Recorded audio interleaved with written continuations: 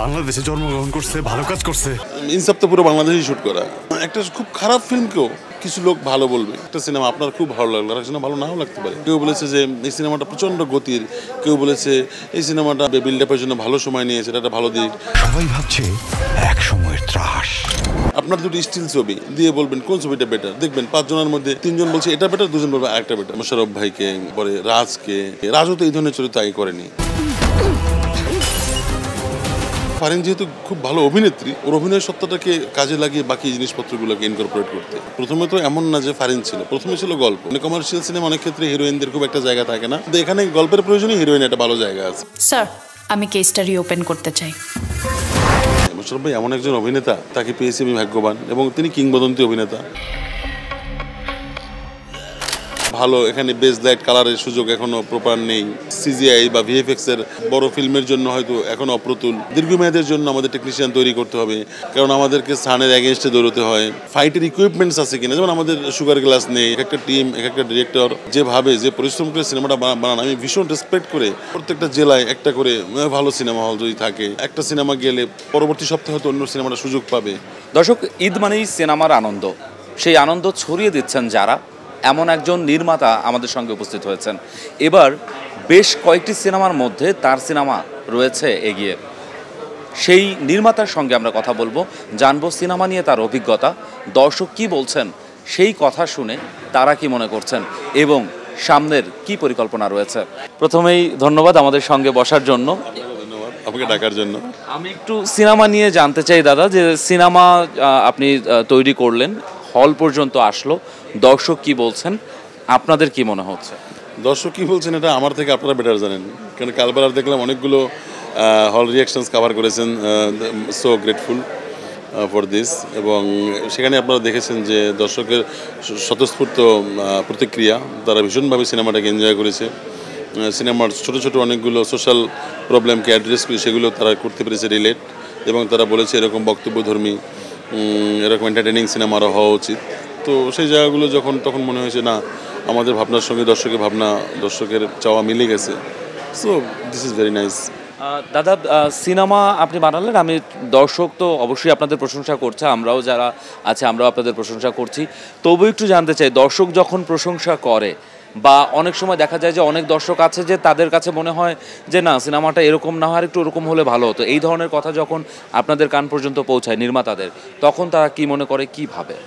না না, সব দেখুন, একটা সিনেমা সবাই পছন্দ করবে এরকম তো হতে পারে না। হয়তো কারো দ্বিমত থাকতেই পারে, যে হতে পারে যে তার মনে হতে পারে, কারণ এটা একটা subjective medium. Cinema very personal choice. মনে করুন একটা সিনেমা আপনার খুব ভালো লাগলো, আর সিনেমা ভালো নাও লাগতে পারে, এবং আমি সেটা খুবই অ্যাপ্রিসিয়েট করি, কারণ আপনার টেস্ট বা আমার সেটা একই রকম নাও হতে পারে, বা আপনার মনে হতে পারে এখানে একটু মানে আমি এই সিনেমা সম্পর্কেই পেয়েছি, কেউ বলেছে যে এই সিনেমাটা প্রচণ্ড গতির, কেউ বলেছে এই সিনেমাটা বিল্ডআপের জন্য ভালো সময় নিয়েছে, এটা একটা ভালো দিক, আর কেউ বলেছে এত ফাস্ট গেল। এখন একই দর্শক, আপনি দুটো ছবি, সিনেমা না, দুটো ধরুন আপনার দুটি স্টিল ছবি দিয়ে বলবেন কোন ছবিটা বেটার, দেখবেন 5 জনের মধ্যে 3 জন বলছে এটা বেটার, 2 জন বলবে আরেকটা better. So this is very subjective, this is very personal. So সেটা আমি খুব অ্যাপ্রিসিয়েট করি, এবং এইটাই তো ফিল্ম মেকিংয়ের সৌন্দর্য। মানে দেখবেন একটা খুব খারাপ ফিল্মকেও কিছু লোক ভালো বলবে, একটা খুব ভালো ফিল্মকেও কিছু লোক খারাপ বলবে। এটা আসলে এটা প্রসেস, এবং আই অ্যাপ্রিসিয়েট দিস। দাদা, আমি একটু এবার সিনেমা নিয়ে একটু গল্পটা করতে চাই আপনার সঙ্গে। সেটি হচ্ছে যে আমাদের এই সিনেমাটা, ইনসাফ সিনেমাতে দেখলাম ফারিনকে আপনি নিয়েছেন, খুব কমার্শিয়াল, খুব অ্যাকশন করছেন, এরকম ব্যাপারগুলো ওকে দিয়ে দেখিয়েছেন। তো সেই জায়গা থেকে একটু জানতে চাই যে হঠাৎ করে আপনার মাথায় কি এমন আসলো যা দেখে আপনার মনে হলো যে একটা রোমান্টিক ঘরানার একটা অভিনেত্রীকে এনে এভাবে অ্যাকশন করাবো? না, এইটাই তো ডিরেক্টরের কাজ।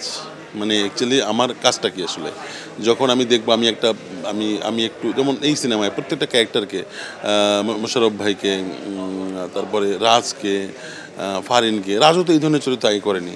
এর আগে একটা করেছে, একটা ক্রেজি প্রেমিকের চরিত্র করেছে, ক্রেজি লাভার, কিন্তু এই রকম যে একদম গ্যাংস্টার, এরকম প্রচণ্ড মাস অবতারে রাজকে কেউ দেখেনি এর আগে।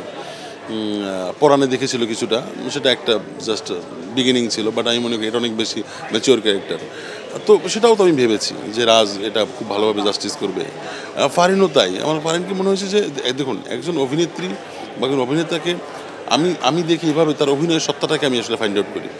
তারপরে তার বাকি জিনিসপত্রগুলো যখন সেটাকে আমরা জানি এটাকে ম্যানেজ করা যাবে, তো সেই জায়গা থেকে ফারিন যেহেতু খুব ভালো অভিনেত্রী, সো আমরা চেষ্টা করেছি যে ওর অভিনয়ের সত্তাটাকে কাজে লাগিয়ে বাকি জিনিসপত্রগুলোকে ইনকর্পোরেট করতে, মানে ধরুন ফিল্মি অ্যাপ্রোচ এবং glam and all the things, but মূল বিষয় তো আসলে অভিনয় এভাবেই। দাদা, নর্মালি হচ্ছে আমরা বলিউডে দেখি বা সাউথে দেখি যে অনেক সময় যে নায়িকা ঘরানার সিনেমা বা নায়িকা কেন্দ্রিক সিনেমা যেটা বলি, যে সেখানে নায়িকাই হচ্ছে মূলত হিরো থাকে, সেই অ্যাকশন করে, সেই ফাইট করে, সব কিছু করে।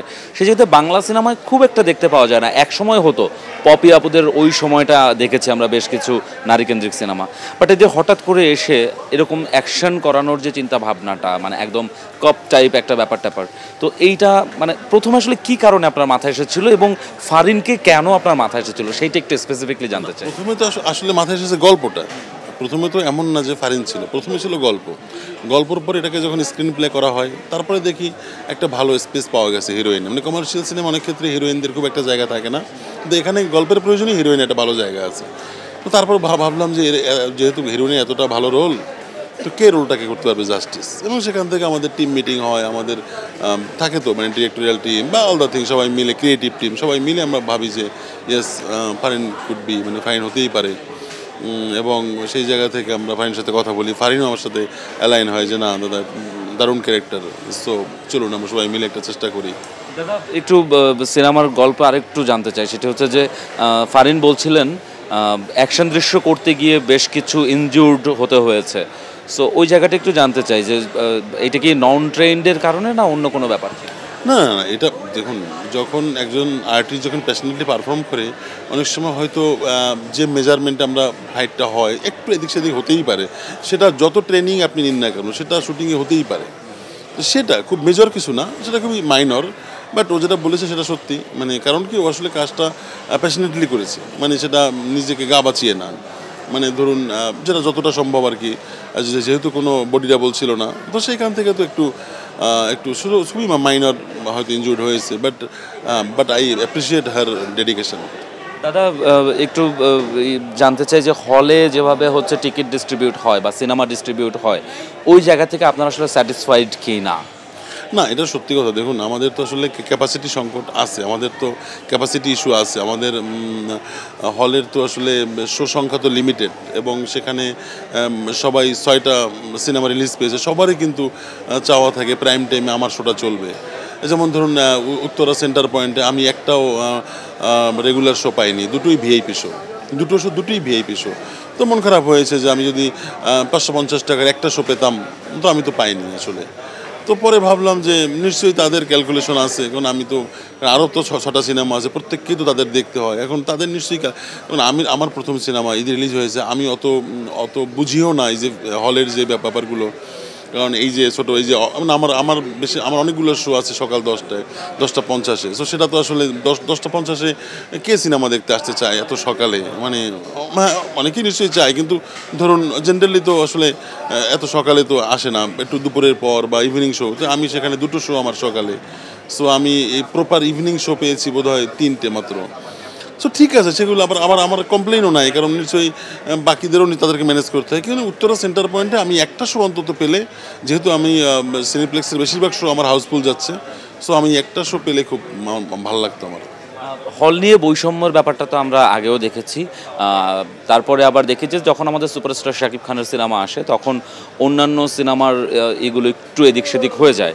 তো সেই জায়গা থেকে আসলে কি মানে আপনার কি স্যাটিসফাইড কি না, বা আপনাদের আসলে সিঙ্গেল স্ক্রিনও প্রয়োজন আছে, প্রত্যেকটা সিনেমার জন্য সিঙ্গেল স্ক্রিন প্রয়োজন আছে, তো সেইখানে শাকিব খান ছাড়া কিন্তু অন্য হিরোদের সিনেমা সিঙ্গেল স্ক্রিনে পাওয়া যায় না, এটা নিয়ে কি বলতে চান? না, সেটা তো আসলে একটা বাস্তবতা, সেটা তো আমি বলার কিছু নেই আসলে, সেটা একটা রিয়েলিটি। তো রিয়েলিটিকে অ্যাকসেপ্ট করেই সবাই সিনেমাটা বানায়। তো সেখানে ঠিক আছে, মানে যদি সেটা যে প্রসেস আছে সেই প্রসেসেই চলবে, সেটা নিয়ে আসলে আমার কিছু বলার নেই।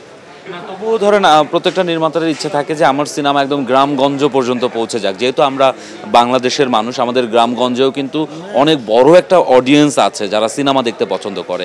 তো সেই জায়গায় আপনাদের সিনেমা যখন থিয়েটার রিলিজ হয় এবং সিঙ্গেল স্ক্রিনে যায় না, তখন কিন্তু আপনাদের সিনেমাগুলো ওই হল মানে ওই গ্রামগঞ্জ পর্যন্ত যায় না। তো এটা নিয়ে কি আপনাদের মধ্যে কখন আক্ষেপ কাজ করে কিনা, আপনাদের মধ্যে খারাপ লাগা কাজ করে? সিনেমা হল সংখ্যা বাড়ুক, সিনেমা হল মানে প্রপার সিনেমা হল, মানে ধরুন যেখানে সঠিক পরিবেশ থাকবে, সেখানে মানুষ যে সিনেমা দেখতে চায় তার প্রমাণ তো আমরা দর্শক তো আমাদেরকে বারবার দিচ্ছে, যে তারা হাউসফুল শো দিচ্ছে। এবং এই যে আজকেও দেখলাম, মাত্র ঢুকে দেখলাম যে ইনসাফ হাউসফুল যাচ্ছে এবং অন্যান্য শো নিশ্চয়ই হাউসফুল যাচ্ছে। সো আমি বলছি যে তার মানে কি, এই দর্শক কিন্তু হাউসফুল দিচ্ছেন আমাদেরকে ছুটির মধ্যে, তো সেটা বাংলাদেশে মানুষ সিনেমা দেখতে পছন্দ করে। এখন সেইটা আসলে আমাকে দর্শকদেরকে সেই পরিবেশ দিতে হবে। এবং আমি বলছি যে ধরুন গ্রামগঞ্জে আগে যেমন অনেক হল ছিল, সেরকম এখনকার সময় উপযোগী হল, প্রজেকশন সিস্টেম, যেহেতু এখন ডিজিটাল ফিল্ম মেকিং, তো সেগুলো আসলে মানে আমাদের আসলে সেটা একটা টোটাল কম্প্রিহেন্সিভ অ্যান্ড কনস্ট্রাকটিভ ওয়েতে আসলে এটা লম্বা ডিসকাশন। মানে আমি বলছি না যে শুধুমাত্র সিনেমা রিলিজের সঙ্গে আমাদের কনস্ট্রাকটিভ অ্যান্ড কনস্ট্রাকশনের জায়গাটাও যেতে হবে, ইনফ্রাস্ট্রাকচারালি আমাদেরকে মুভ করতে হবে।